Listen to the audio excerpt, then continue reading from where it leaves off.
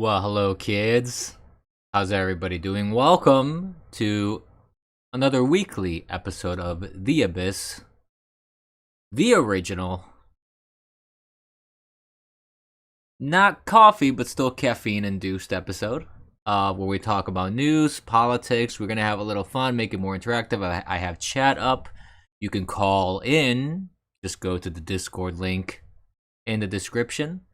On the platforms that would support that, for the most part, it should be Bitwave. I think it's on DLive. It's on YouTube. Periscope, unfortunately, doesn't allow to have those kind of descriptions put in there. So, you folks on Periscope, you're gonna have to go to one of those other platforms to get that link if you want to come in and chime in and just provide an opinion or a question or something like that. It's kind of like a radio show. You call in, you can interact if you want. If not, no problem. You just go to the waiting room in Discord. But before we move on, some order of business, of course, as is my usual greeting to everybody. So hello to everybody that's watching on all the various platforms. Hello, Bitwave, of course.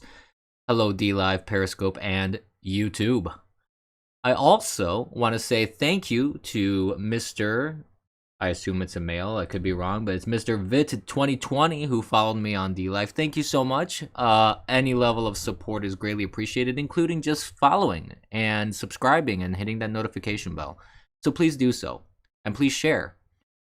We want to try and grow our audience here, and despite all the pushing down of the tech tyranny that we face, us conservatives, we shall persevere. We shall continue marching on.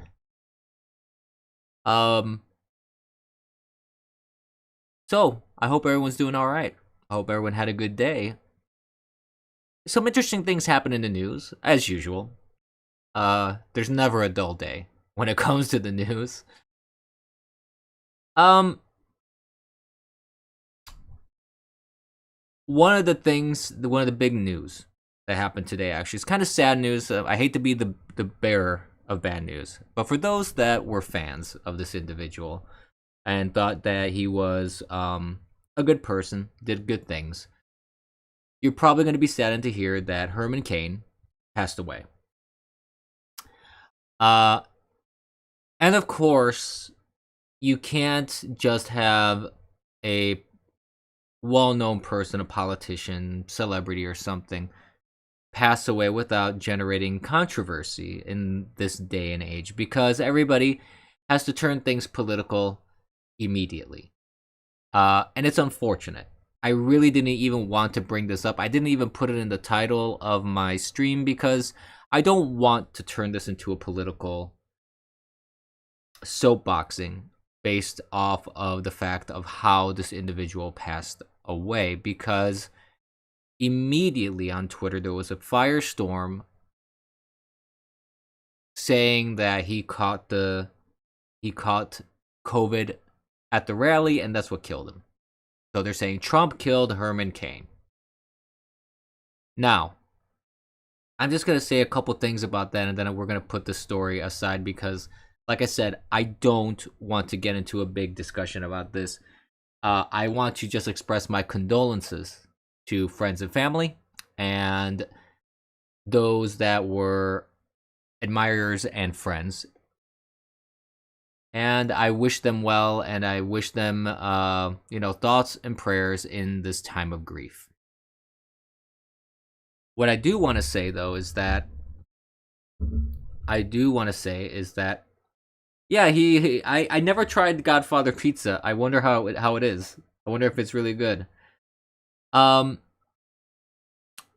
So it seems like COVID was the cause of death, but this was a man who had suffered stage 4 colon cancer. This was a man who had several health problems. This was someone who had, was an older gentleman. I believe he was already in his 80s in the present, before he passed. So the biggest issue that I take with all of this has more to do with the fact that they're saying he caught it at the rally, therefore Trump killed him. If that's the case, there's only one question I have, and nobody can give me an answer to this. Herman Cain If he got COVID at the rally, why didn't anybody else around him report having COVID? That's really it. I mean, you had low IQ Mika, as Trump calls her, from the Morning Joe, um, who said that it was a super spreader rally, and that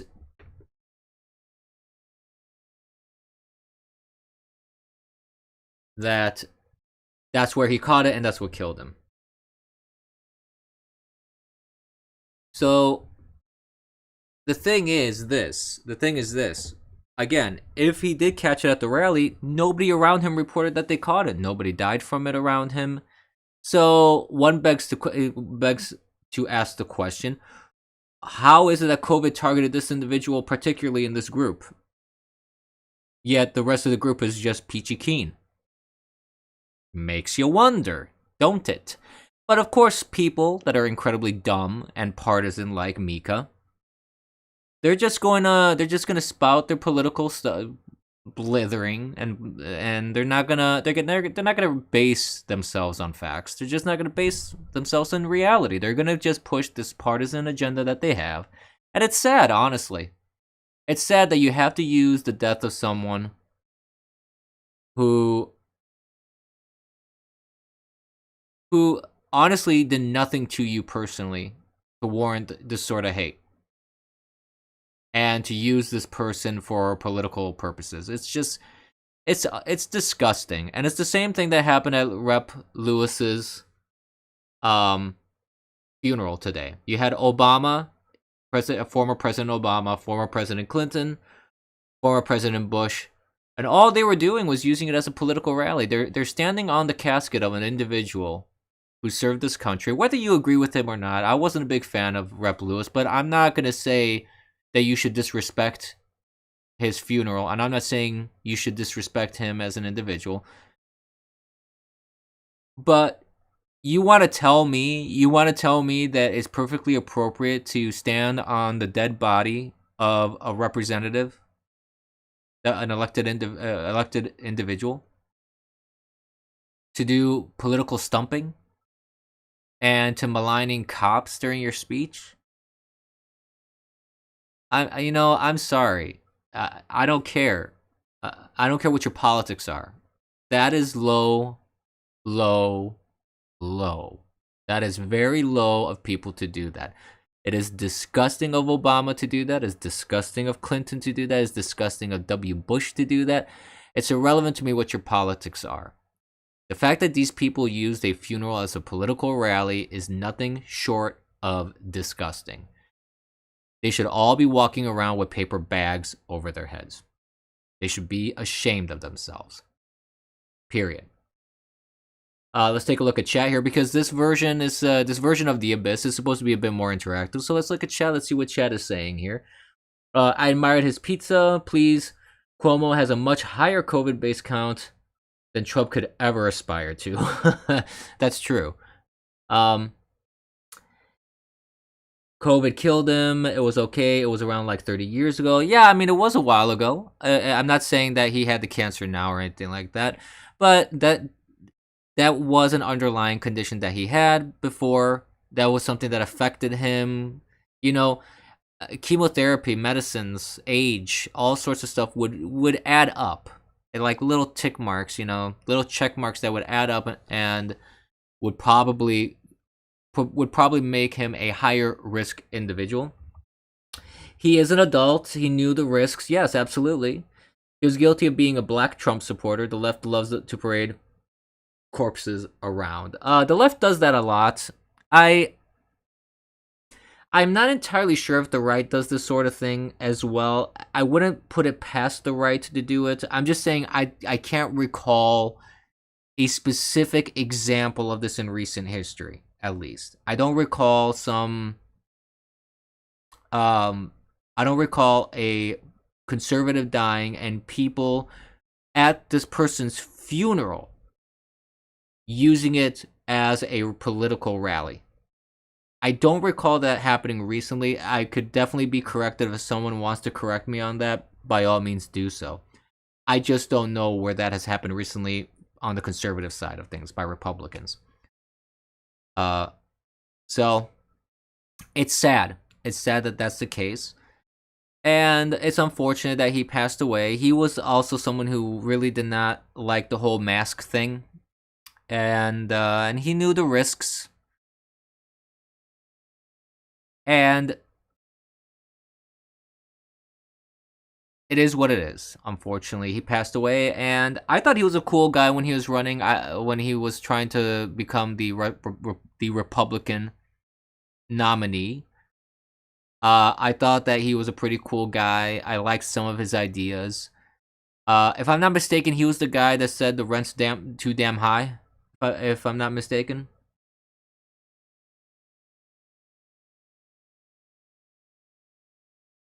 I think someone on the right made noise about some girl killed by illegals. Kate Steinle? Is that what you mean, Illustrator? No, I think that was a different guy who said the rent's too damn high and started the rent's too damn high party, which is a party I can get behind.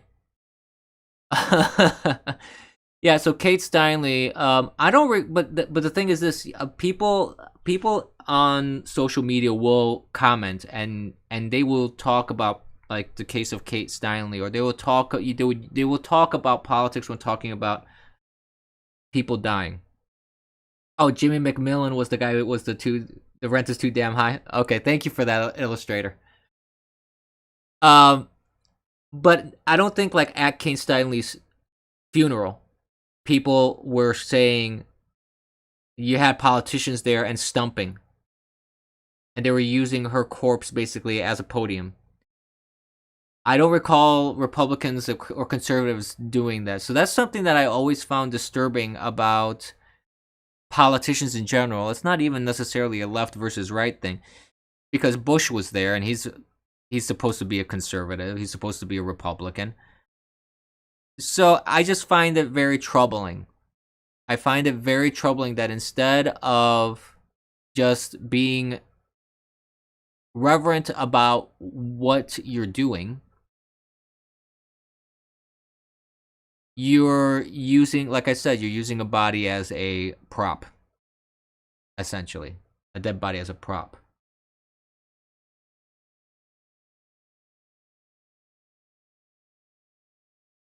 Jimmy wished he was Herman Cain. Yeah, probably. Cain was a smooth guy. You gotta give him that. You gotta give him that he was a smooth guy. He was a fun guy. I enjoyed listening to him when he was a talking head on different news shows, because he was an entertaining guy. He was a very down to earth individual. He was someone that was and he was also a very successful businessman. He very much was. So, you know, condolences again to him and to his family and his and the survivors, his friends, and I hope that he's in a better place. I really do. Other things that have been happening that are really, really big right now. Ohio says it's perfectly okay to murder people. Basically, they say they're sanctioning murder. The way I see it, maybe I'm being a bit hyperbolic. I don't know. You tell me. You tell me. So Ohio bans the use of hydroxychloroquine, and there's been study after study, and a group of doctors and many patients that have sworn by hydroxychloroquine that it works. Yet, for political reasons, the legislators of Ohio decide to ban the use of it. Okay. Here's the thing. I find this absolutely abhorrent, especially based off the arguments from the left, when the left says, well, if it could save only one life, wouldn't it be worth getting rid of all guns? Well, if it can only save one life, isn't it worth to use a $10 over-the-counter drug?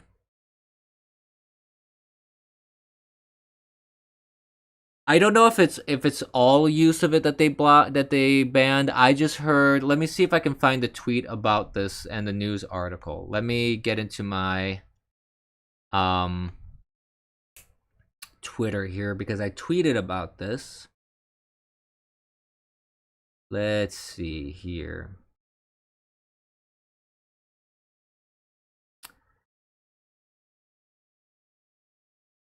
So, the state of Ohio officially bans pharmacies from giving HCQ prescriptions to patients for COVID-19.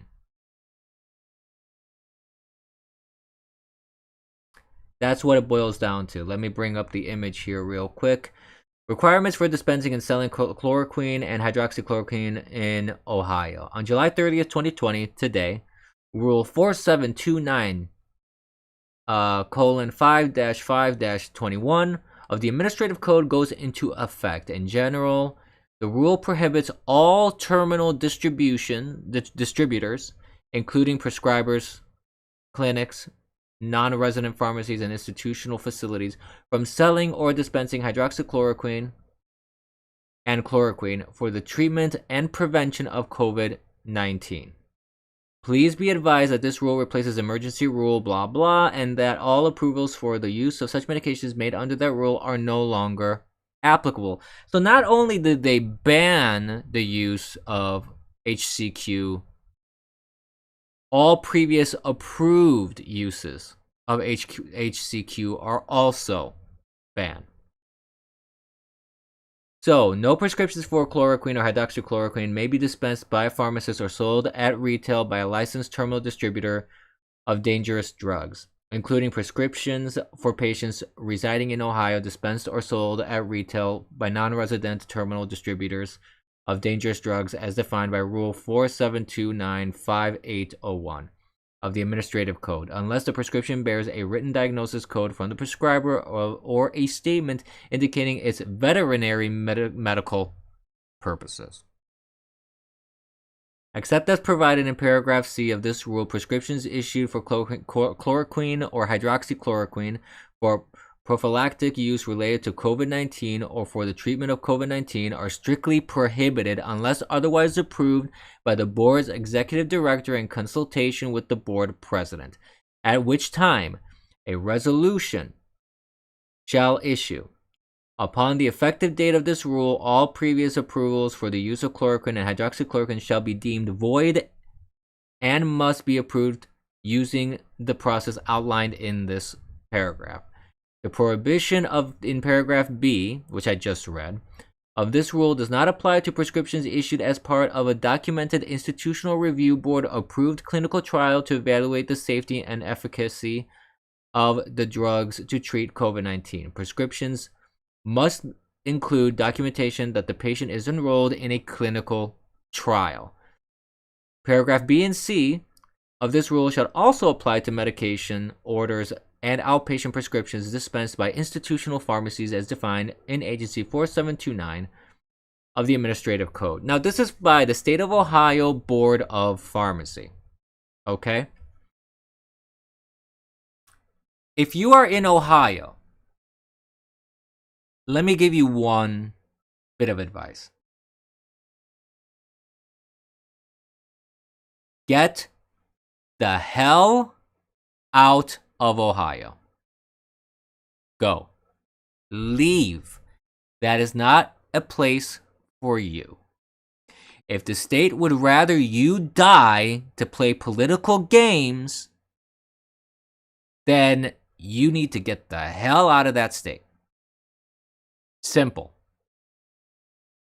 This ain't rocket science. This ain't complicated.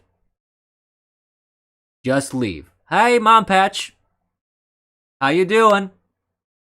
Welcome to the stream. Thank you for coming. I always enjoy having you as part of the stream. Oh, they changed course on this already? No kidding. Wow, that was a quick 180, wasn't it? Holy cow. So wait a minute. Let me get this straight. Let me look at my tweet. I'm gonna look at the date of this. Where was that? Hold on. I lost it. Hold on. So this was this was yesterday that this got tweeted. So within 24 hours, maybe less than 24 hours. Within the span of 24 hours, they reversed course. That is freaking hilarious. They should leave anyways. It's so well. I mean, it is Ohio. Yeah, it is Ohio. Yeah, thanks Illustrator for bringing that up. I wasn't aware that had happened. I had seen this today. It happened yesterday. I had seen this today, and I hadn't seen the follow up on that. So thank you so much for providing that. That's why I love these streams with chat. Sometimes they help me make sure that I'm on my toes and keep me up to date on all my information. I love that. I think it's great. Yeah, it's very embarrassing, Mon Patch. So embarrassing of Ohio. And I'm glad at least the governor has some sense. At least the governor has some sense to request them to reverse that decision, because that was just absolutely asinine. Absolutely asinine. And if I lived in Ohio, I would still get the hell out of there. Because that's just ludicrous. Absolutely ludicrous. That you would put the danger of your own residents and Ohioans because you want to play political games. Which brings me to another point, which I have mentioned this point in the past.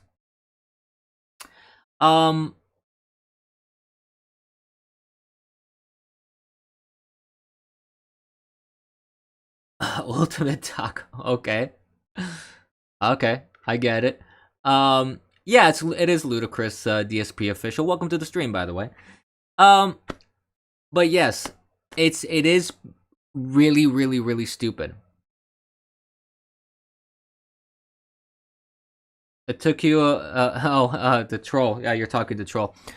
No, I mean, this brings up a point that I mentioned before, is that I think that legislators and these governmental bodies, they should be held accountable for their decisions. They should be held liable for their decisions. If they decide, for example, to ban, hey, fear and loathing, if they decide to ban hydroxychloroquine from use and people die from it, guess what? That organization should be held criminally liable for the deaths, because they're responsible for it. Their decision was a direct response. I mean, what happened if someone dies would be a direct response to their decision making. There's a direct link, a direct tie.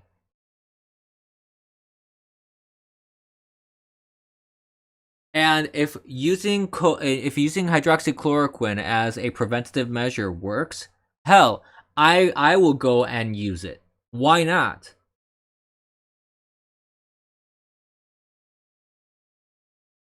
It's ridiculous. There's plenty of evidence to show that it works, and people are still playing politics with this. They're still playing politics with this. CNN reported on this too, that there's a study that shows it works. People have said it saved their lives. You have a 80-year-old couple that used it, and they had no symptoms of COVID because they were using hydroxychloroquine. I mean, let's just stop with the dumb politics already. If the left is so concerned about people's health, why are you doing this? Because it's not really a concern for people's health. It's politics. I know, it's a rhetorical question, but still, it stands. So you have that. Another thing that happened today, Trump, our president, tweeted, as he does usually, about mail-in ballots. He was talking about voter fraud. Let's see if I can bring that tweet up, actually, because it is kind of funny if you really think about it. So let's see. Ooh, where'd it go? I know I had this. There we go. So Trump says, with universal mail-in voting, not absentee voting, which is good. So I should probably try and read that in a Trump voice. I just can't do a Trump voice very well, though. I need to practice on that. With universal mail-in voting, not absentee voting, which is good. 2020 will be the most inaccurate and fraudulent election in history. It will be a great embarrassment to the USA delay the election until people can properly, securely, and safely vote. You have to do it. You got to do it. So I don't know. Did that sound all right? I don't know. I don't really do a great Trump.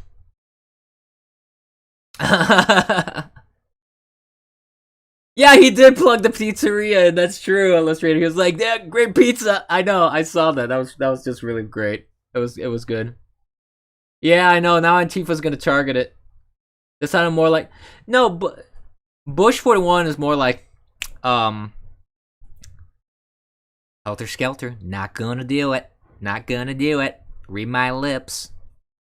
I don't like no broccoli.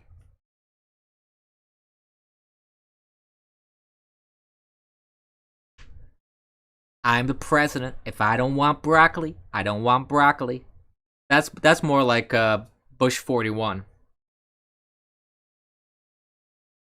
I'm not known for my impressions.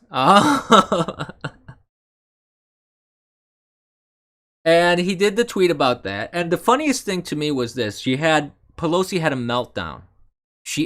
Her hair burst into flames.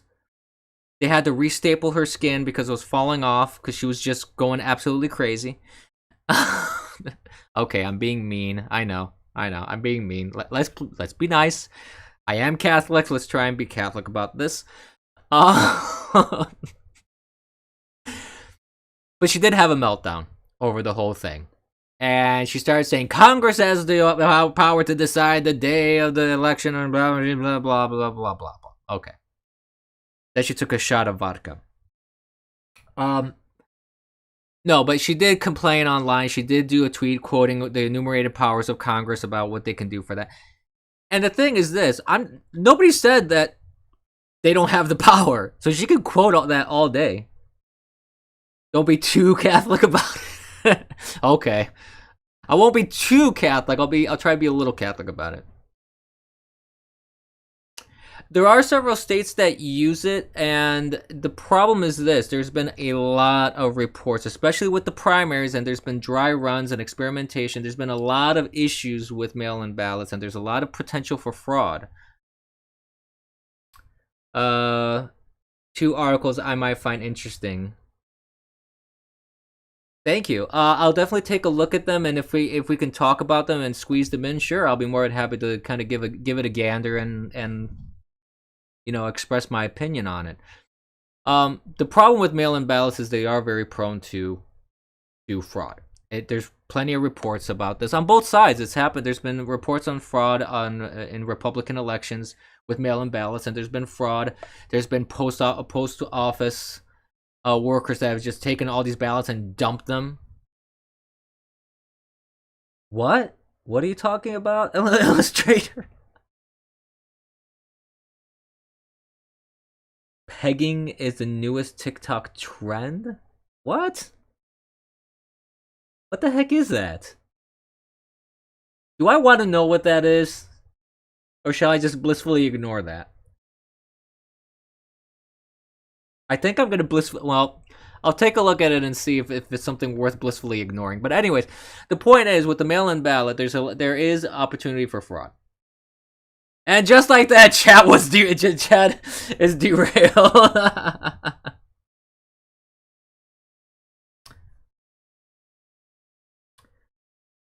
Well, and that's the biggest thing, actually, Troll BSKV. The thing is this: that actually reduces fraud when you have to actually show that you are absentee. There is a process. There is a reason for you to have it in the mail, because you can't physically go to the polling location because you're serving overseas, or you're in a diplomatic position in another place, or you're an elected official serving in DC and you can't make it to your home state, for example.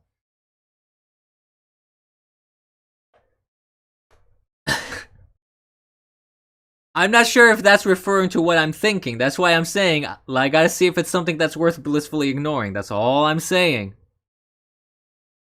That's it. But anyways, so I think that no matter what your political ideology is, and I think that it would behoove anyone to say, well, especially with all this Marussia kind of thing that was going on for the past 2-3 years, you would think that you would want to lock things down more to make it so it's even more secure. I don't know what you're talking about.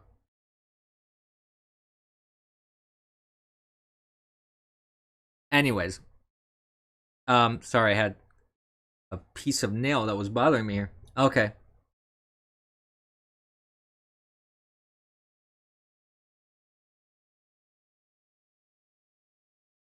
So what it boils down to me is like, if you care about the integrity of our elections, I think it would behoove anyone to have verification systems, whether it's voter ID or some other form. It doesn't. I mean, to me, I don't mind the idea of voter ID. I think that anybody can access voter ID that's a citizen, much like anybody that's a citizen can get a passport. Anybody can get a driver's license that has a citizenship. It's very easy to get that sort of thing, and it's very easy to find out where your polling station is. It's very easy to go there. It's very easy to do anything when it comes to the election. So why not add a layer of verification? You want integrity in your elections? There's nothing wrong with that. I don't understand why certain groups and certain people are so opposed to this. And I know that there's these claims of it's not the same process. It's not the same process because I can tell you many people in many states have been getting these just in the mail without requesting it at all. So you don't know who gets it. There's nothing on these ballots that verifies who you are. They may be sending like 3 or 4 ballots to a household because their last record showed there were 3-4 people. And in the present day, in that household, maybe you only have one person. This guy can fake and vote 4 times. There's nothing that verifies that. That's the problem with the mail-in ballot. At least with the absentee ballot, if you get a ballot sent to you, you're making the request. You're saying, I am not there. You need to send this to me because I am not there, and you can verify your identity when you request it. So it's different. It's not the same thing. Yeah, and even in-person voting, I've always found it very troubling when I go and vote in person at a polling location.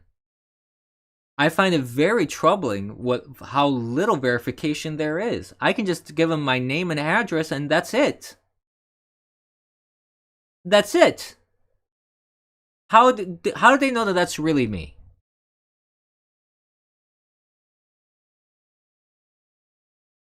So it's troubling. I think it's very troubling. I think it's very problematic. I feel that there are way better ways to deal with this. And that doesn't necessarily mean you have to introduce all this electronic voting and all this kind of stuff. You can just have simple ways of verifying who the person is in front of you, verifying that they are in your yeah, we are on the honor system, Alien 3. Yeah. Right. I saw that recently. I get the reference. But I'm like Captain America. I get that. I get that reference. I get that.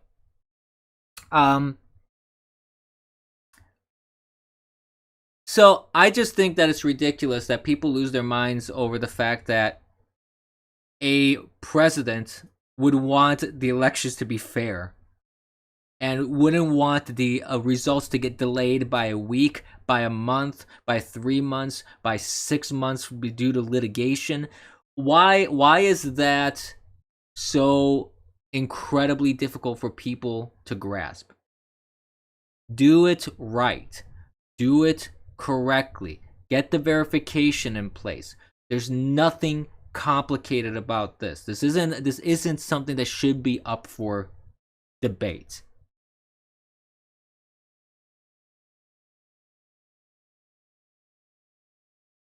That's it. There really isn't anything much more. Early voting, I don't quite understand that as well. Early voting to me is very strange. I don't think that should be something to me that should be on the table that you could remove, because I don't see really a valid reason for that to stay as is, honestly. I mean, I guess maybe you can have some sort of conditional based off of that as well. Like you can early vote in some very specific scenarios, like if you're being deployed to a battle zone and you may not make it back. Okay, that I can maybe understand, but then at the same time, it's like, well, should people that aren't around on November 3rd be allowed to be counted in votes when they're not there anymore? If that was a exception, for example, if that was a circumstance that you could, I don't know. I mean, see, it's something that I feel needs discussion. I think that early voting should be discussed. I think that that's something that maybe requires some readjusting on as well. I don't know. All I can say though,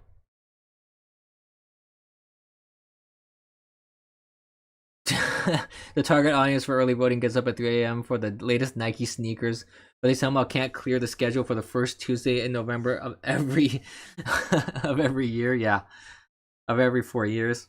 I don't know. I don't know. I just find it very troubling that our electoral system has been very fraught with fraud and corruption and incredible, horrible gerrymandering on both sides. Okay, the Democrats are just as guilty of gerrymandering as Republicans are. If people want to claim Republicans do gerrymandering and the Democrats don't, no, both sides do it, and they both have been incredibly guilty of that sort of thing. So, I mean, it's time to just have an honest discussion about this, and it's time to say, you know what, enough is enough.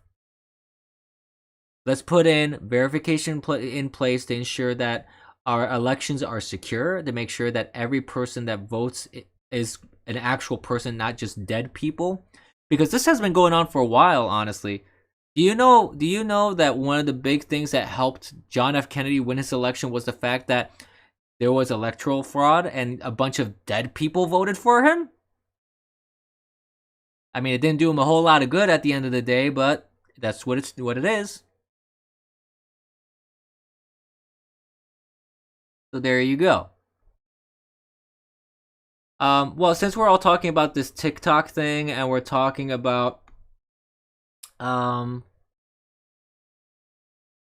what's happening here with these news articles and chat, since that derailed chat, let's take a look here. So people in Egypt, a court in Cairo has sentenced 6 young female bloggers to prison, not for political offenses but for violating public morals. Activists have called the ruling an outrageous attack on civil liberties, and it is.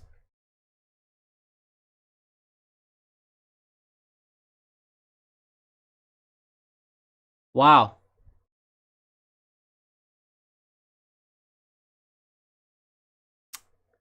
That's terrible.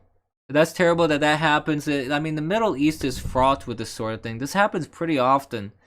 Not every Middle East country is like that. There's some Middle East countries that are more respectful of human rights, freedoms, free speech, things of that nature.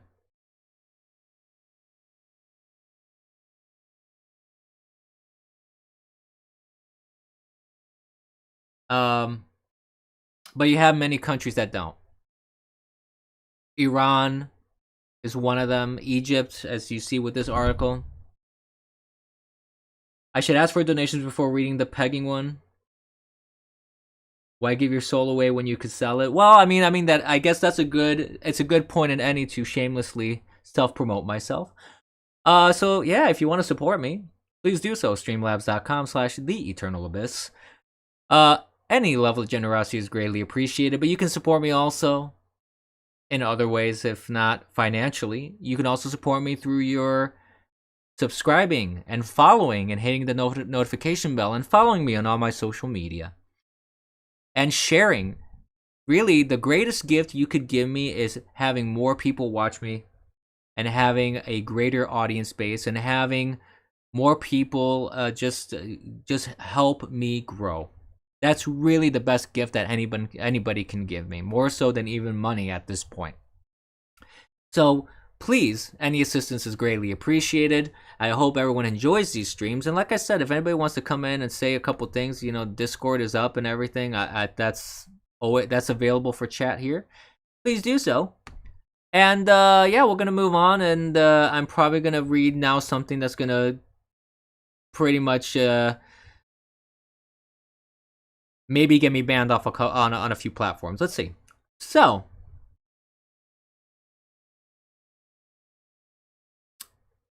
So pegging is the newest TikTok trend, with the hashtag #PegAllMen2020.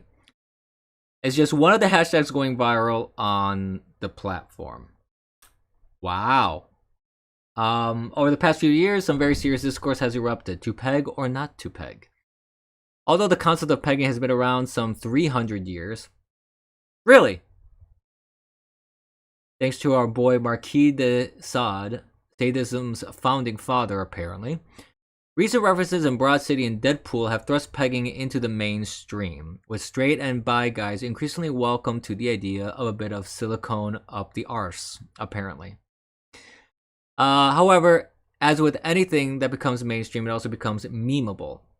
It was only really a matter of time before the socially progressive and aggressively online Gen Z picked up on pegging, transforming the once taboo sex act into a popular TikTok trend since mid-April. Okay.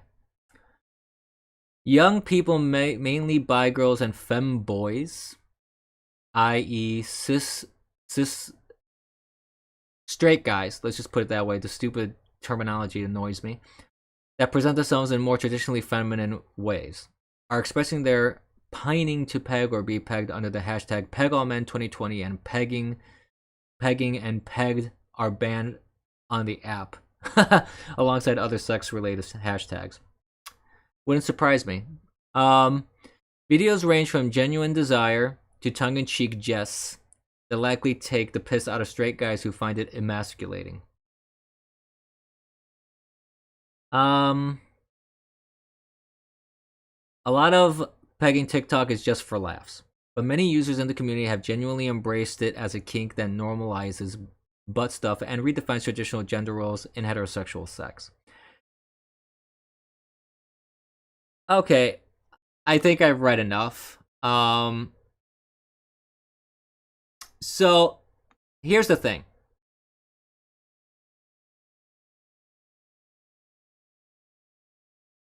You won't get banned on this one, on this platform. No, it's gonna be very difficult for me to get banned here, especially for that. So here's the thing, okay? What people do in their bedroom, honestly, I don't care. I really don't. I'm not gonna judge someone for doing or not doing something in their bedroom. It's not my concern. I think my only concern about topics of this kind is when it's on platforms that young people can access, and you have these people that promote it and normalize it and say that it's like as if it's just nothing wrong with it, or at least there's no moral discussion to be had about this sort of thing. I think that's where I really take issue with these platforms and people that promote this sort of thing. Because it's very easy to get on a platform and promote stuff saying, there's nothing wrong with it, it's perfectly normal, blah, blah, blah. And there is also, medical reasons to not really do that sort of thing. That's true.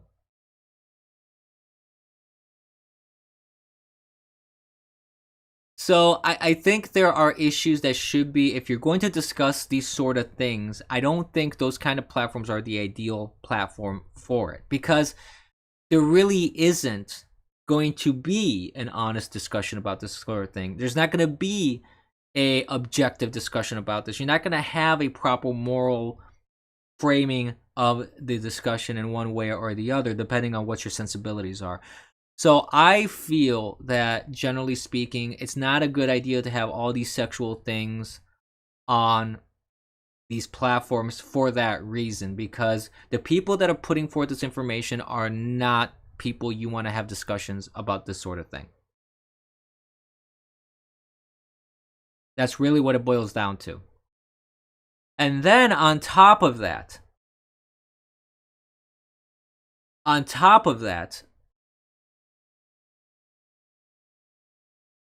you can introduce slippery slopes. I have not gotten any Bitwave coins, sir. No. Hey, Made in USA review. Thank you for watching on DLive. No.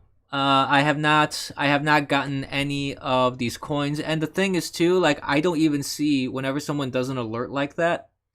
I don't even see who actually made the alert. So dispatch needs to get on this pronto.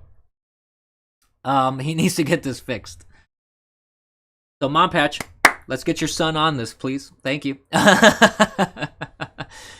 No, but basically, I just think that if you're going to be exploring this sort of thing, it's better to explore this sort of thing with the proper people that can discuss it. If there are medical concerns, go to a doctor and talk about it. If you want to explore these sort of things, talk with someone who can give you real information about pros, cons, and everything. If you want to understand the moral framework of those acts, talk to whoever you get your moral guidance from. It. If it's a priest, if it's a rabbi, if it's whatever.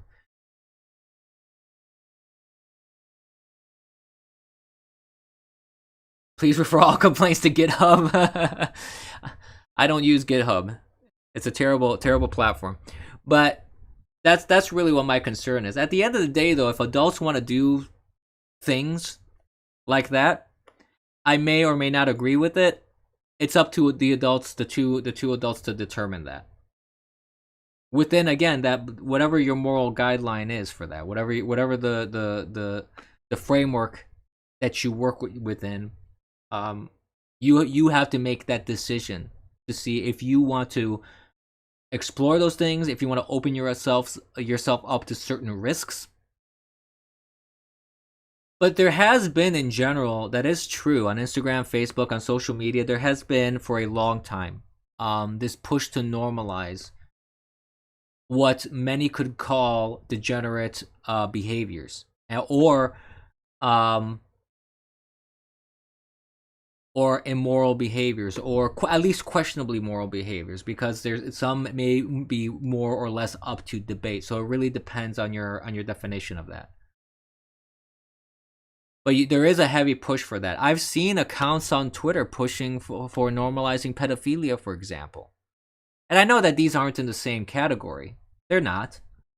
But at the same time, it still kind of falls within that same, it's something that generally people don't look at as the normal. And you have a group of people who are pushing this to normalize it. So in that respect, it kind of falls in the same pool. On the other side of the spectrum, they are different things. Pedophilia obviously is not the same as this sort of thing that the TikTok article discusses. So I would say that it's very dicey waters, that these platforms are treading when it comes to this sort of thing. And I think they just need to be careful. Other news, moving on. I think I covered that enough. What happened to my... What the heck? Did I just... I may have accidentally closed my Bitwave window. Shoot, hold on. 1 second. Dang nabbit. I think I did. Yep, I did. Alright. Take a ticket, get in line.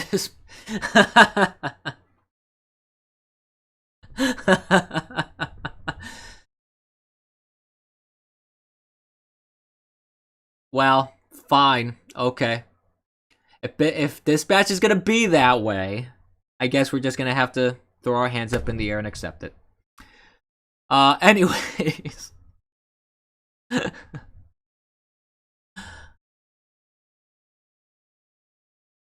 I should interview J-Danks 420. He's an open supporter of pegging. Well, hey, the phone lines are open. As I said, if someone wants to come in and make a comment on the article or anything like that, they're free to do so. So there's that. Just stating the operating facts. Yeah. No, I understand. Wide open, wink, wink. Yeah. Moving on with the news. So, this just came out here about 2 hours ago. I saw this. Former officer who killed Michael Brown in Ferguson will not be charged. After a new 5-month investigation of the 2014 police shooting of 18-year-old Michael Brown in Ferguson, Missouri, the St. Louis County prosecutor Wesley Bell said there will be no murder or manslaughter charges brought against the former officer Darren Wilson. And that is the correct outcome of this, based off of all of the information that had come out about what Michael Brown did, how Darren Wilson responded, the whole situation. The fact that Michael Brown was punching him in the face and going for his gun. There's enough and ample information to say that Darren Wilson acted appropriately. Yeah, I think sexual content shouldn't be allowed for under 18 crowd. I agree. I think that if you're an adult, you're an adult, you make your own decisions whether I agree with them or not. So I think that it makes sense for platforms to be more careful about what information is put on those platforms, especially if many under 18 folks are indeed partaking in that platform and ingesting that information. I think that it's very much worth platforms to be careful about that. But going back to the news that I was discussing with Michael Brown, yeah, to me it makes absolute sense. The prosecution didn't have a peg to stand on. Sorry, leg to stand on. Yeah, but I'm bummed. Golf clap, sir. Golf clap. Bravo, illustrator.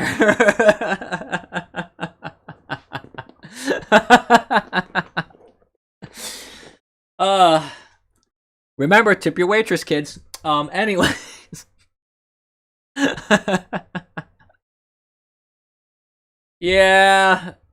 That's not gonna go away anytime soon, I bet. So, that came out just a few hours ago about the Ferguson shooting, and it goes to show you what people have been saying for the longest time, that a lot of these shootings have been appropriated by political organizations just for their political partisan agenda. Tip the veal, try your waitress. Oh, that's very interesting. Very interesting take. So yeah, it goes to show you exactly what many conservatives, and not just conservatives, this isn't really a conservative thing. This goes to show you that many people that were criticizing, for example, BLM, and were criticizing organizations that were just going off of lies, going off of non-truths, and using these cases to garner sympathy and support for their cause. It goes to show you that when people like myself and other conservatives and other pundits, again, not just conservatives, say, wait for the facts. Wait for the facts to come out. Wait for what the story is. Wait to see what exactly happened. And then if there really is wrongdoing, heck, throw the book at the police officers if there is wrongdoing. I don't do waitress stuff. No. Sounds like one of Fear's animes.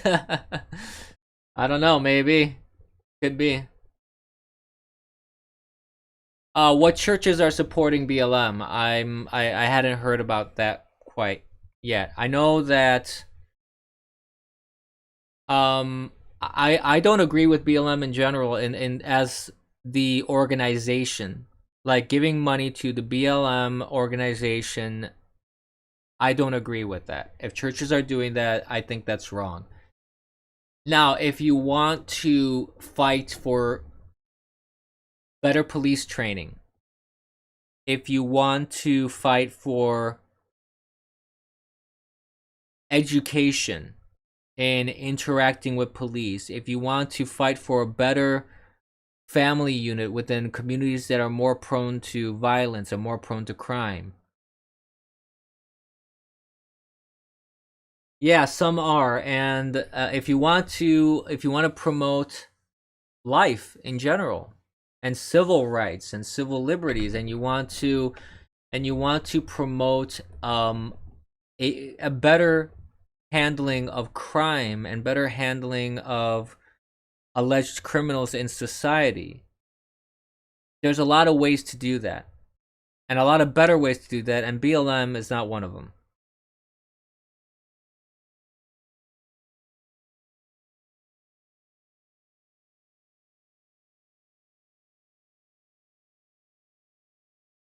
Yeah, and that's sad. You know, sci-fi writer John Del Arroz, I'm probably mispronouncing that, is getting shit from his church for being anti-BLM. You know, I don't think it's the church's place, any parish, any church, any denomination. I don't think it's their place to either support or not support an organization of that kind. Um, the point of church, at least in the Catholic sense, I can only speak in the Catholic sense primarily because I am Catholic. The point of church is to save souls. It's not really to concern itself with things that are material, that are things of this earth. Yeah, and that's the thing, is that BLM is a self-described Marxist outfit. They've said it themselves. They're trained Marxists. That's what they want. And the Marxists are not keen on religion. No, that is absolutely true. Generally speaking, whenever you have you have socialism implemented in any society, any form of it, be it fascism, Nazism, socialism, just straight up socialism, communism, any flavor of Marxism, you will have a iron fist coming down on religion, because you're not supposed to have God in your heart and mind, because your God should be the government.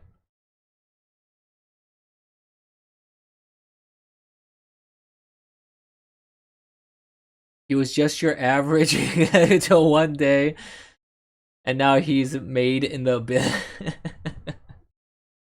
No, you're not gonna catch me in a dress, sir. I don't do that. Yeah, basically the state is your god when it comes to Marxism.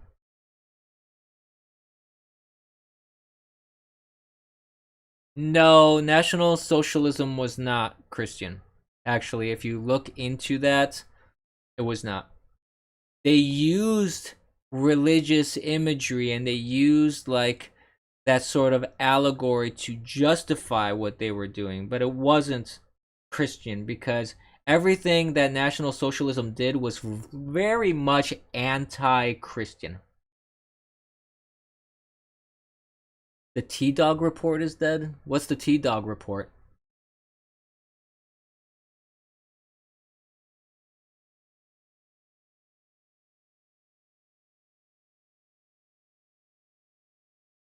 Even if they were Catholic, again, fascism is antithetical to Catholicism. It's antithetical to Christianity. Even Mussolini. See, even Mussolini was well aware of the church's influence and power when he came into power, which is why he does it. He gave them, the powers, and he kind of told them, listen, You're a city state. You're independent from us. I'm not going to tell you what to do, but you don't tell me what to do because you're going to be your own city state. Which opened them up to being invaded or whatever, but he didn't want to vilify religion because Italy was a very religious country. But fascism in general does not go along with Catholic teaching, because Catholic teaching at its very core does not designate superiority versus inferiority. You don't have a race of people that are superior to the other. No, I'm not talking out of my ass right now. I know exactly what I'm talking about.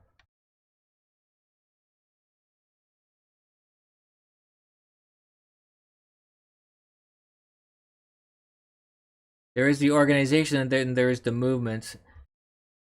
Most people are talking about, yeah, and I'm talking about the movement. No, I'm talking about the organization. I mean, I'm sorry. The organization is a Marxist organization.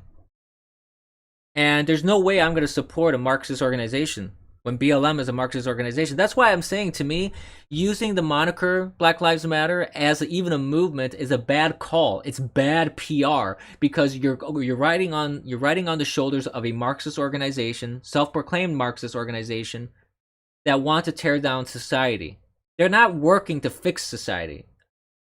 So even those that are only supportive of the movement or the ideal of what Black Lives Matter is supposed to mean, it's a misguided attempt. Even their intentions may be good, but it's misguided.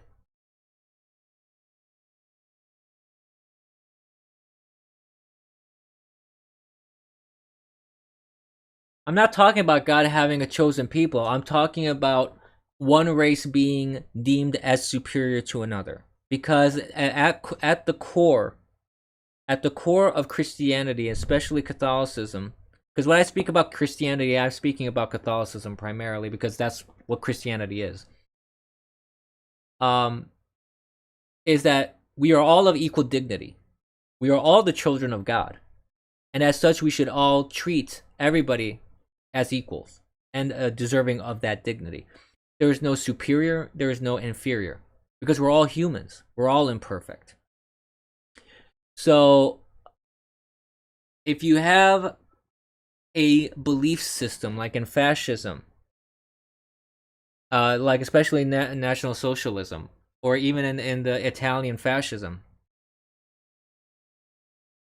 where they were claiming racial superiority, for example,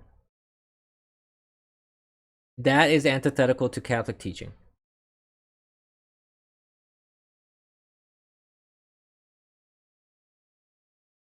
Socialism in general is an immoral ideology because it's basically taking your earned money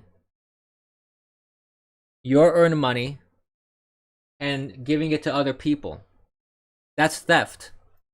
And last I checked, theft is one of the commandments. Thou shalt not steal.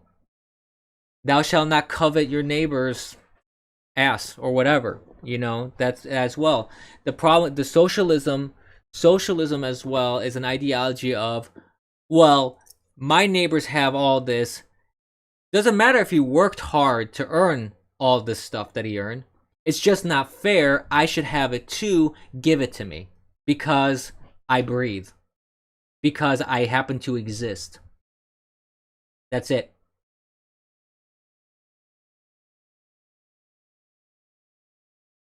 So socialism, generally speaking, as an economic model, is wrong. Thou shalt not covet thy neighbor's peg. That too. You shall not covet that, sir. So, yeah. So that's where we're at. That's where we're at when it comes to socialism. By its own definition and by its own basic tenets of ideology, it is wrong. It is immoral. It is anti-Christian, and it really does not account as well for human nature, which is one of the biggest problem. I do what I can, troll FCIO. I try to be there for chat.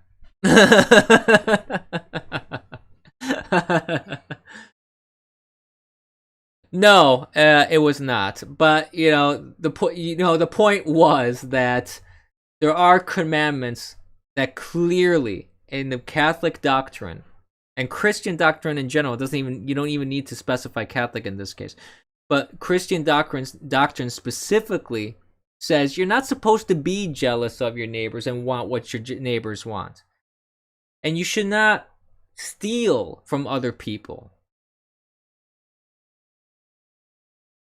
So that's the problem with a lot of just like the basic ideas that form Marxism and such.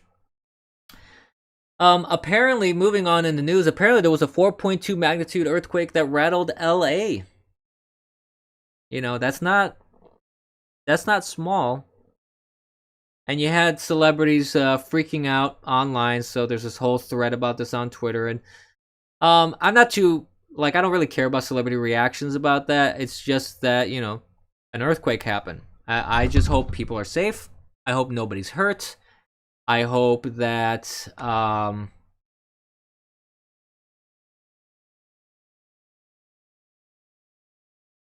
People's Populist Press. What is even that? Is this happening live right now?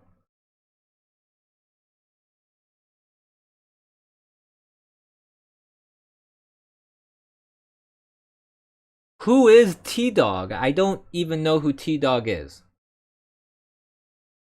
Capitalism is probably one of the most successful economic models for bringing people out of poverty. Is it perfect? No. Can it be abused? Yes. Is it by far one of the best economic models made by mankind? I would say so. I would argue for that, yes.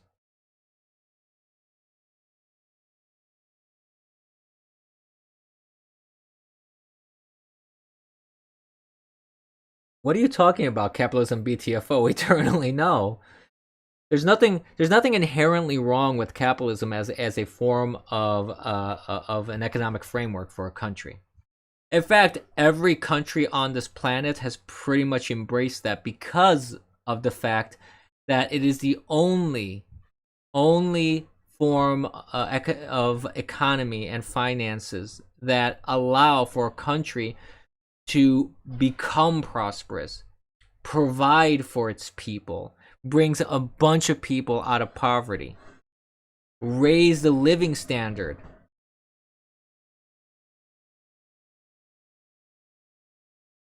Hey, Soldat, how you doing, sir? Welcome to the stream. Oh, there were aftershocks too. Oh, dang. Yeah. No, hey, earthquakes are no laughing matter. I don't joke about that kind of stuff. Like I said, I do hope that people in LA and California, I hope they're doing well. I hope that nobody got hurt. I hope there's no casualties or fatalities or anything like that. I haven't heard. Hey, Meave, how you doing? Welcome to the stream. I don't know who T-Dog is, sir. I'm sorry, Rush. I just don't. In Los Angeles, Solda, we had an earthquake in Los Angeles, 4.2 magnitude on the Richter scale. I haven't heard of any reports of people getting hurt or killed by it, so I guess that is definitely a positive thing. But I don't know if I just haven't heard. I haven't heard anything in particular about that. So here's hoping that everything is well in California.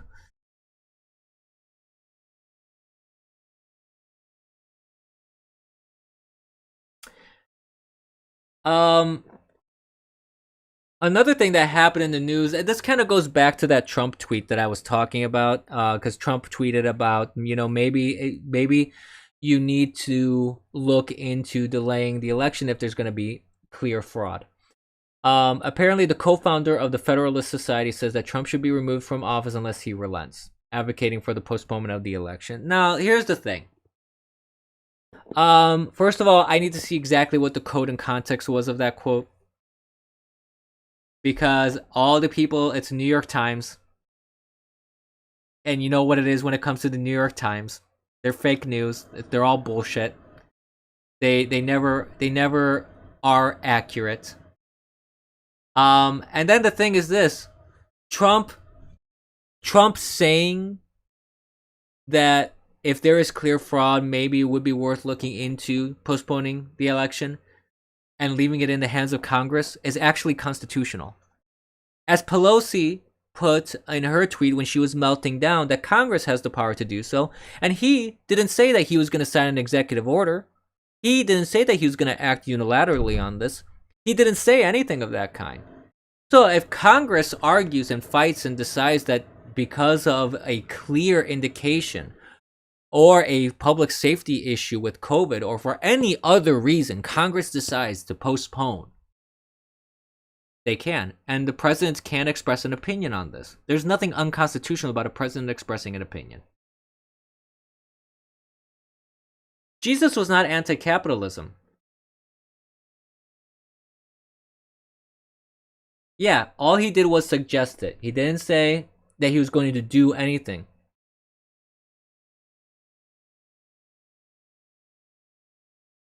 Exactly.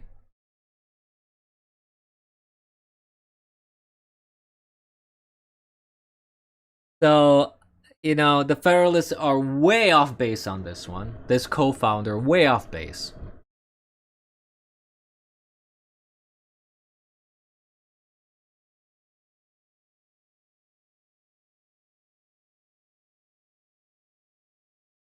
Well, Troll FC1, FCIO, there's been a lot of talk about the big one that's supposed to be happening in California, which would basically separate California from the United States. And political said that Trump should pull an LBJ and not seek re-election. Yeah. No, the USA was not fascist. The USA was founded on Christian values. What are you talking about?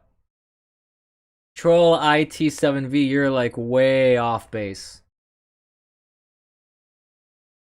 Absolutely off base on that one. That's correct, Meave. He was angry at how people were using the temple. And they weren't using it for God, they were using it for material things. And he said clearly also in the Gospels, give to Caesar what is to Caesar, but give to God what is to God, basically. So he wasn't condemning capitalism. He wasn't condemning people having money or paying taxes or governments, human governments. He wasn't condemning what people do on earth. He was saying, do what you need to do to live your life here, but don't forget God. You got to put God first. Political has been actually Political is a very biased news outlet. I've seen a lot of BS come out of Politico.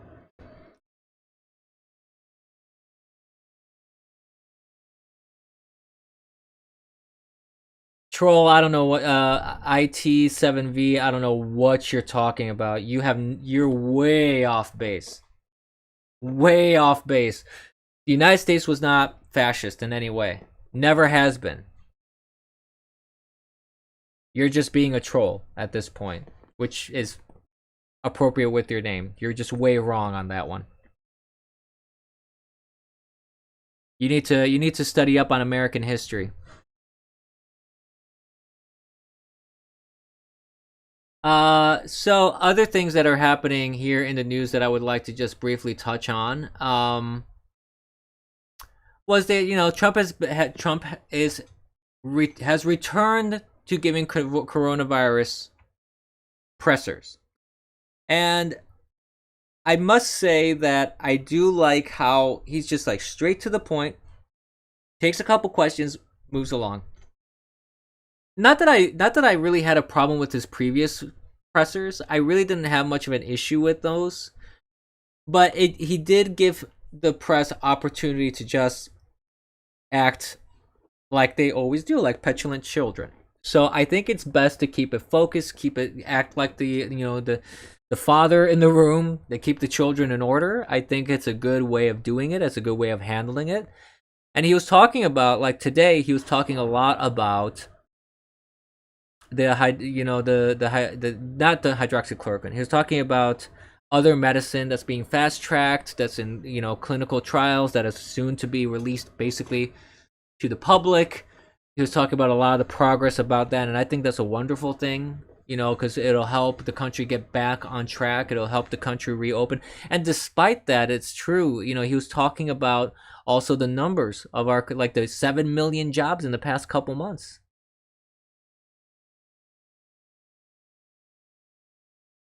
Well, a lot of the things that Trump does, he basically does expose what these people really are. Yeah, so that's true. It's always been biased. There were some decent stories before. That is true. But ever since the shutdown, and ever since Trump became president, political has not slightly has been sliding downhill. It really has. I've noticed ever since Trump got elected that little by little, story by story, it's just been getting worse and worse and worse and worse. Oh, stop, Rush.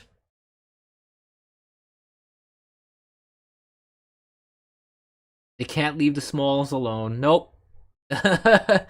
No, they can't. They have to keep going after the kitties.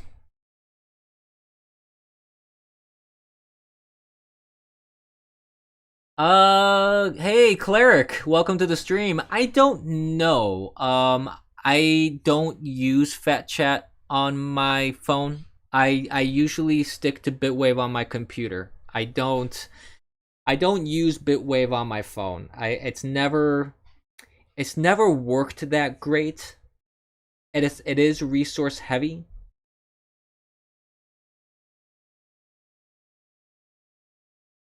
So I don't know. I don't know if it's a phone thing. I don't know if it's a resource or programming thing. I don't know if it's just the fact that chat is making things crazy. I don't know. I really don't know. Is that right, Illustrator? That they prematurely released an article saying Kamala Harris was Biden's VP pick?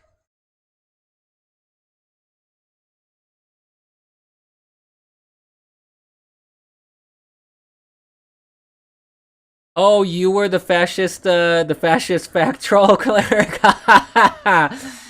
Ah, nice, very nice.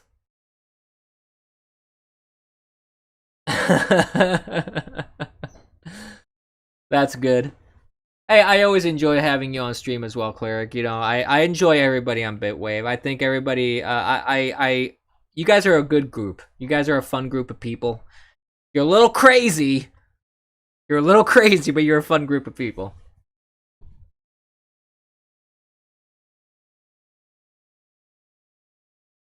Whoops. Hello. Yep, Fox News is reporting on that they were premature. Oh boy, that must be embarrassing. Let's see I'll bring it up. Let's read it.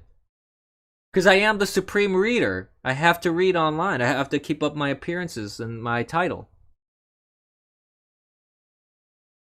So here we go. Political appears to have jumped the gun on reporting that Kamala Harris was chosen to be Joe Biden's running mate. Biden, set to announce his VP pick next week, was beaten to the punch by Politico in its running mate rundown, which indicated that he chose the California senator on August 1st. Joe Biden chose Kamala Harris to become his running mate for the 2020 election on August 1st, 2 weeks before the Democratic National Convention, after keeping his choice close to his chest for months. Politico wrote the potential Democratic ticket. About the potential Democratic ticket. Fox News confirmed the text was published by mistake. It has since been removed. The post was spotted by Mark Bednar, spokesperson House Minority Leader Kevin McCarthy, Republican from California, and included a quote. In his announcement, Biden called Harris a worthy opponent and a worthy running mate, alluding to the pair's rivalry during the earlier stages of the Democratic primary.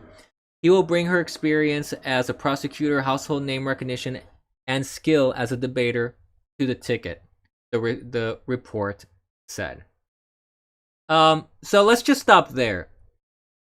A, debating skills? She was horrible during the debates.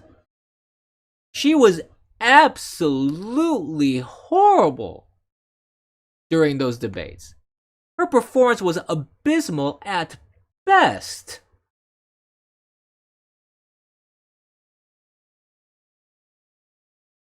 Could be me, yeah, that Biden was testing the waters. Could be that they released it to see what the reaction would be.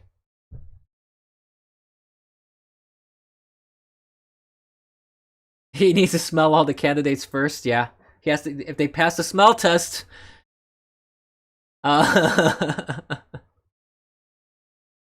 So, that's the first thing. Secondly,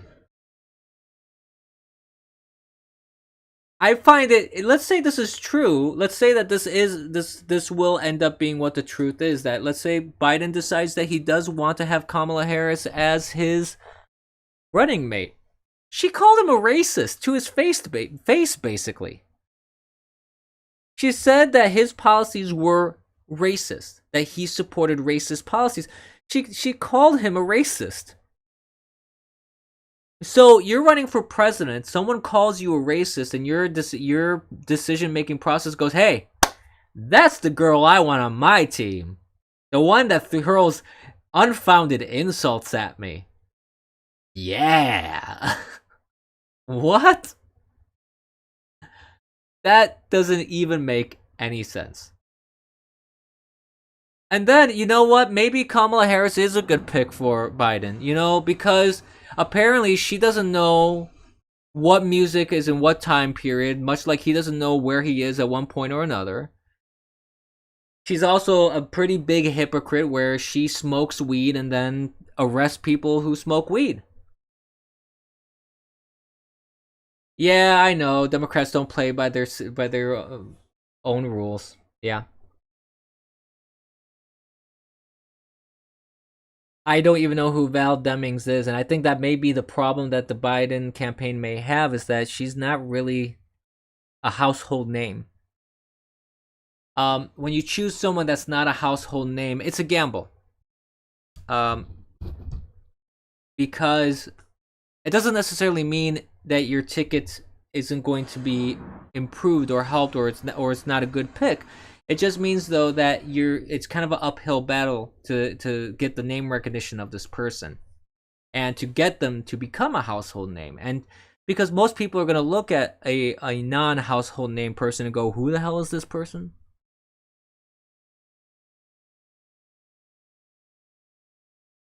So I don't know. It's really a crapshoot. It's really a crapshoot when it comes to that sort of thing. And honestly, there are no Democrat candidates, in my opinion, that could save his ticket. There's not one woman out there on the Democrat side that I think is going to be good enough to basically save the campaign. Because what's going to happen on Biden's side is that whoever he picks as VP is going to be essentially the front runner. Yeah, I heard that too, that Susan Rice's name is out there, and even people on the left are going, "Why?" She was a security advisor. And I think they're just desperate. I think they're just desperate to find a woman who's a minority to run on the ticket with him, because he committed to that. So now they're struggling to find someone, which is why it's been taking them so long, actually, to make a pick. I'm surprised that they haven't made an announcement sooner about this. They've been really waiting really close to the National Democratic Convention. And it's been very interesting to me.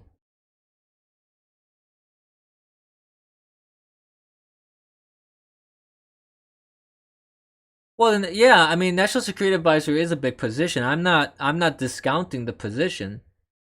But yeah, it's not an elected position. She isn't known. She actually, many people dislike her for what happened with Benghazi. Many people dislike her for being just a Obama stooge that no matter what was fed to her, she just regurgitated.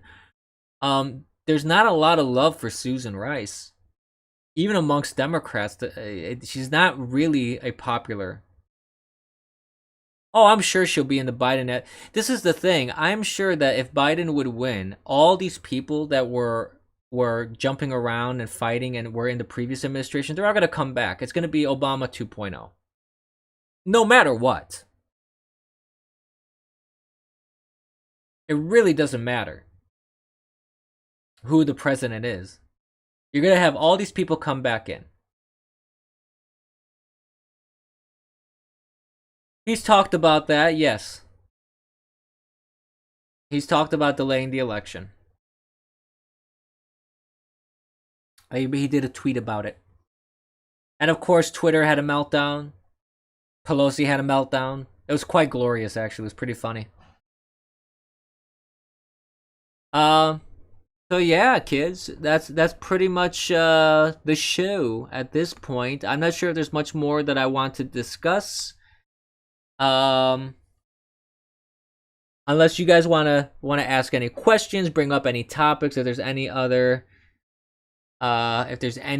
topic of conversation that needs to be addressed. Lay it on me. Trump is literally Hitler. Sure, yeah. Of course he is.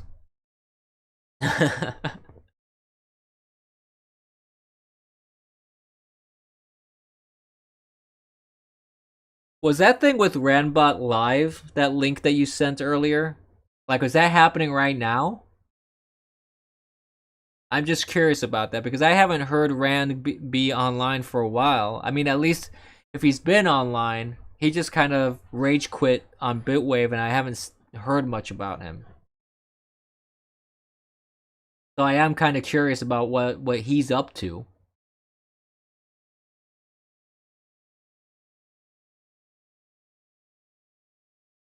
You know, Soldat, I'm fairly confident and I'm fairly convinced that it's gonna be Biden. I don't see how they're gonna play a switcheroo at this point.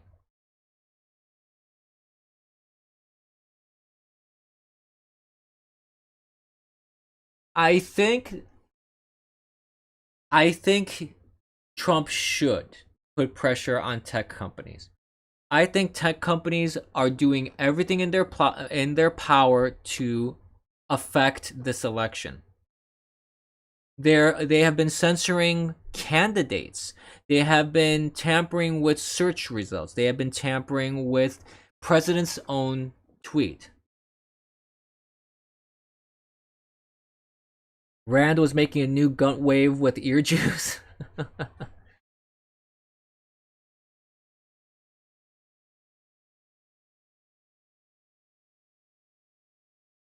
I think it would be in Trump's best interest, and not just Trump's best interest. I'm speaking even in regards to the best interest of election integrity in general.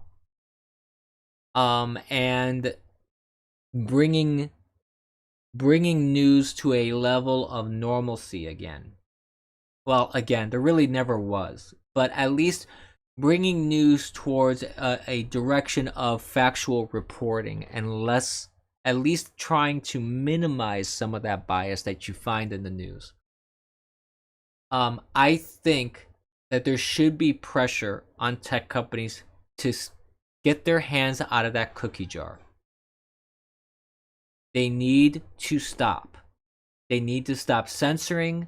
They need to stop interfering with search results. They need to stop removing posts that they, quote, deem as hate speech when it is not. They need to not have those protections that they have because they claim they're an open platform.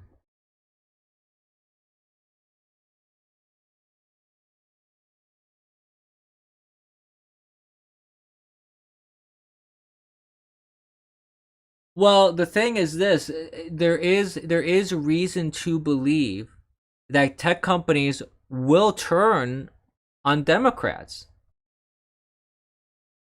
because this thing it won't end. Just look at the Bernie Bros. She, excuse me. Yeah, I've been hearing a lot about Michelle Obama being a pick. I don't think she's going to be a pick, especially since she had a podcast come out today. You don't start a podcast and then you're going to abandon it in a couple months. Yeah, I've been seeing advertising for that for quite a while. I don't know why anybody would want to listen to this hateful woman who basically shits on the United States constantly. Uh there's nothing classy about Michelle Obama. There's nothing pro-American about her. She does not like America. She made it very clear about that many a time.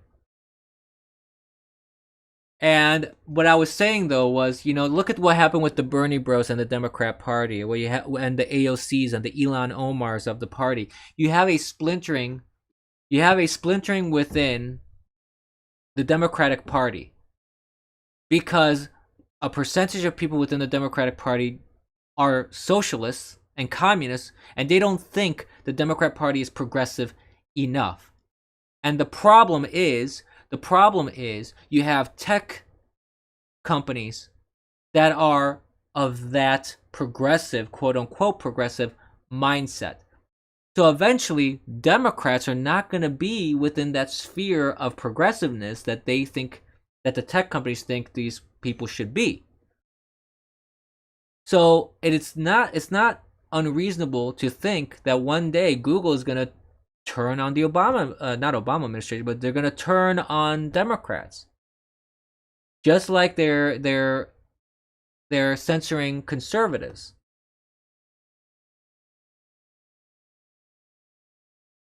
Simple. I would be shocked, to be honest with you. I would be shocked if Biden would choose Michelle Obama. I don't think that would be a wise choice. You may have a lot of name recognition and exposure and a lot of people that would say, okay, yeah, but all you're doing is you're repeating what happened the last election. And the reason why Clinton lost the last election was because she basically was an Obama 2.0 candidate. You put Michelle Obama and Biden in there, you're going to have the same ticket as before. It is wholly a bad idea. You want to diversify yourself or divest yourself from the previous administration.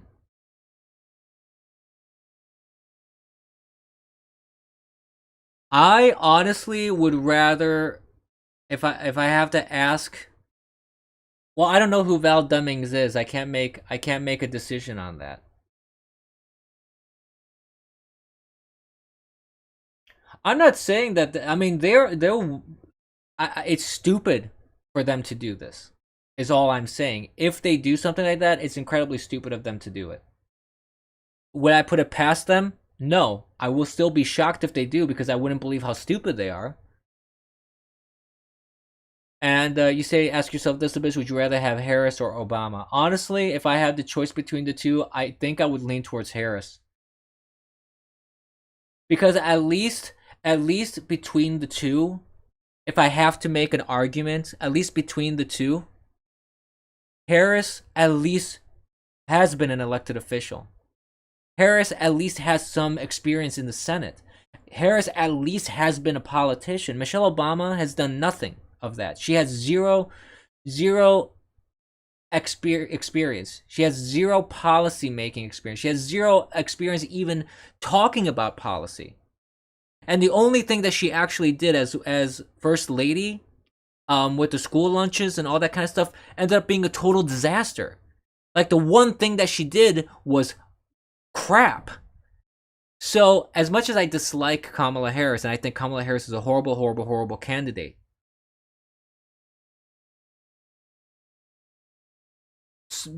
the difference is this though, Soldat.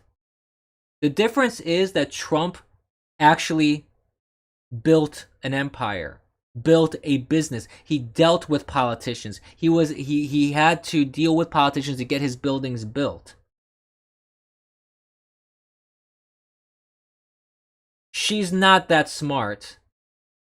She's not that smart. I wouldn't call her a smart person. I wouldn't call her a dumb person, but I wouldn't call her a smart person. She's not that good at talking policy. When there were arguments over Obamacare, I don't enjoy prison lunches for kiddos. No, you know, you can bring out Thunberg going, "How dare you!" Uh, but yeah, I don't think that prison lunches for kids is a good idea. No, here's the thing with Michelle Obama, is that even if she helped him in his career, in Obama's career, Obama was highly propped up by the Democrat Party. He was highly propped up by everybody. He was specifically groomed for the position. He went from community organizer to senator to president in a blink of an eye. So she didn't really help him all that much in that sense. He was groomed from the beginning for that position. They had brought him onto the stage early on during other elections because they knew that's what they wanted from him. It is a way to electrify the base, sure. Yeah, it's a way to drum up support, but I think that it's a limited support because it doesn't resolve the underlying core problem that Biden has as a candidate, and Michelle Obama does not fix that underlying problem. So I get that. I really do. I know what you mean, and like I said, I wouldn't put it past the DNC to pull off something absolutely stupid like that, or even Biden to pull off something absolutely stupid like that. But it's still absolutely stupid, regardless. And I think that overall, long term, that would not be a good idea. It would just be a very poor idea when it comes to choosing a running mate. I just don't think that Michelle Obama will help him cross that finish line. I mean, just look at some news reports, for example. There's news reports that in Pennsylvania you have 5 times the Republican registrations for voters than you have Democrats. There is no excitement on the left.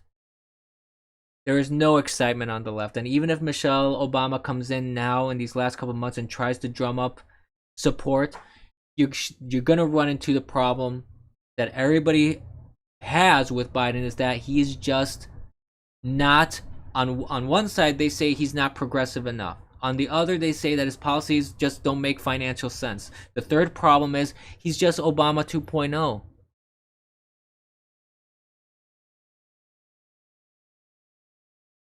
She is, yeah, she is well liked by Democrats. But because there's a schism within the Democratic Party between the Bernie Bros and the more traditional Democrats, if you want to call them that, she falls under that. She falls under the traditional Democrats. So it's not going to solve that schism, is what I'm saying. That is true, so that there is no campaign trail and everything can be choreographed excessively. That is true. I do agree with that. But again, I think it may drum up some excitement. It may drum up a little bit of support. I don't think it's enough, because on the ground, what the numbers are showing is that things are not looking good for him. And I don't think there's not a candidate out there, a VP candidate out there. I don't see anyone that could really help him resolve the issues that he has of image, of policy, of dementia. There's nothing there in the pool of available candidates for Biden that will resolve that for him, I'm afraid.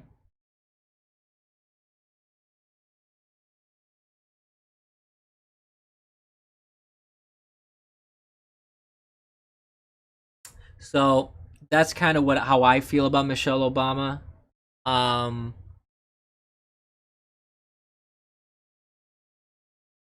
See, what you would want, it's kind of like I mentioned before in other streams.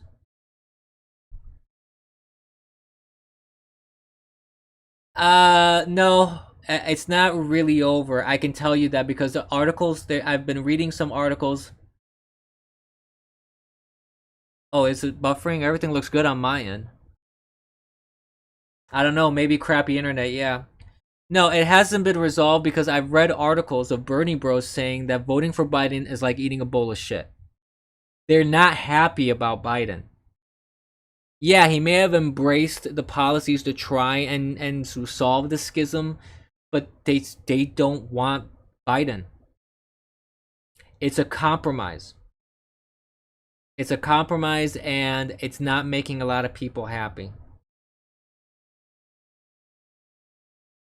And there's been plenty of people that have already said that even if, because Bernie was not chosen, they're not going to vote for Biden.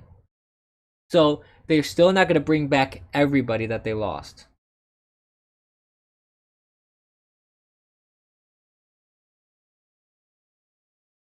Tucker Carlson got hacked and got interrupted? Really? I don't know. The stream looks perfectly fine on my end. I don't know.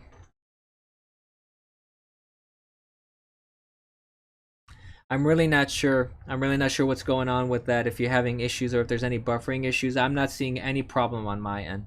And I'm sorry. I'm sorry to hear that, Mom Patch. I hope that gets resolved. So yeah, I think this is a good place to stop. I want to thank everybody for watching, and again, if you want to support me, I really appreciate that. Streamlabs.com/theeternalabyss, and follow me on all my platforms. I'm on Twitter, Gab, Parler, Minds.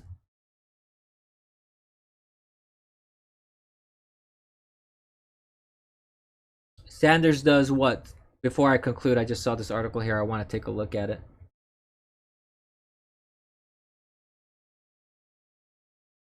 Well, see, this right at the beginning, it says the final document is not everything progressives have hoped for, but it acknowledges many of the priorities while giving as little ammunition as possible to the president and the GOP. So it's a compromise. They didn't fall in line with Hillary.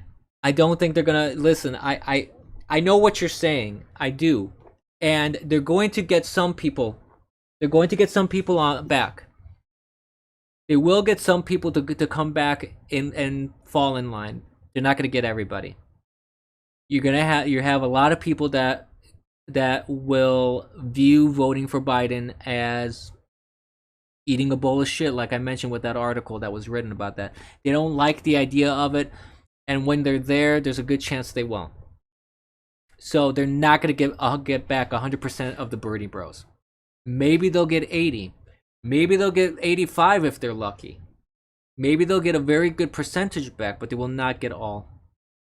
Some people have even said they'll vote for Trump. I read articles about that too. Some people said, you know what, since the DSC screwed us over again, we're going to vote for Trump.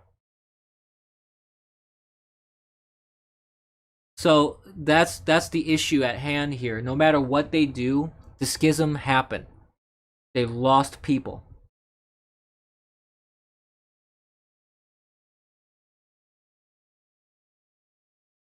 I get that. But that's still not going to convince everybody. Because they got screwed over by the DNC again. They really got screwed by the DNC. So there's gonna be a good number of people that are gonna hold their nose and they're gonna vote for Biden whether they like it or not. There's gonna be some people that just won't because they're too angry at the DNC for the fast one that they pulled. And then you still gotta see what happens at the conference here. You still have to see what happens when it's official.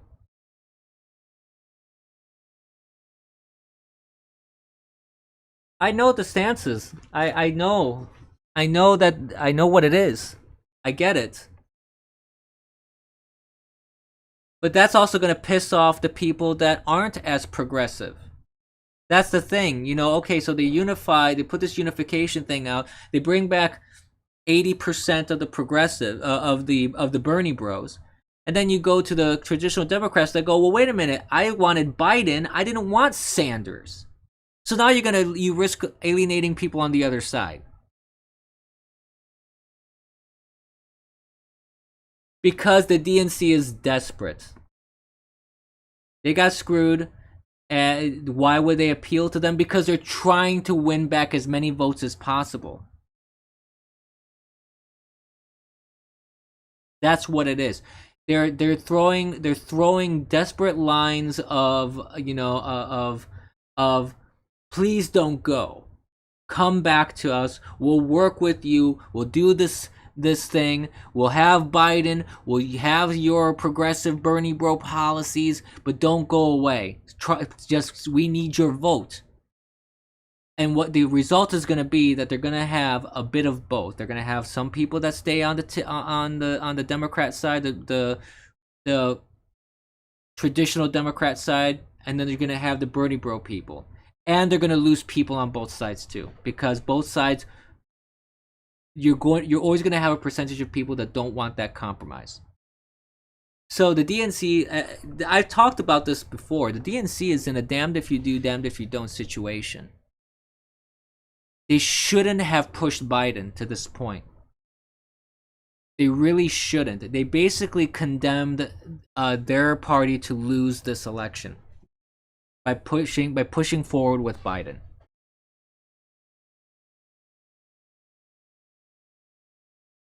I feel. It really looks like he's singing. Yeah, that's pretty hilarious. Animation of Ralph of the Gunt. Oh boy.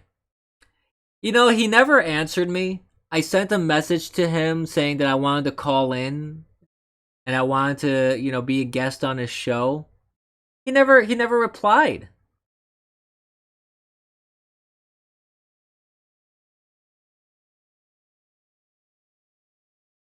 So I'm kind of disappointed that the Gunt didn't even give me the time of day. Oh well, what are you gonna do?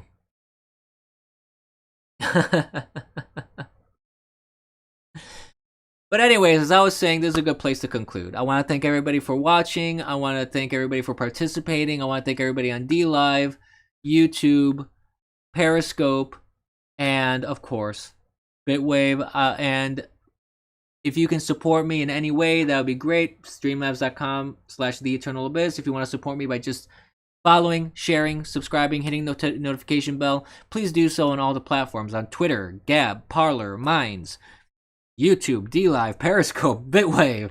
I'm on Minds, I'm on BitChute, I'm everywhere. Just check out the description. You'll find all the information there. But also check out my Twitter and any of the social media platforms. I have as a pinned tweet all my social media and all the platforms that I'm on. So please go out there. Please share. Please support. I can't do it without you. And remember, kids, don't be complacent. Have a great night. We'll see you tomorrow morning. We're going to do a morning stream tomorrow around 10 a.m. Make sure you have your coffee. I'll see you then. Bye.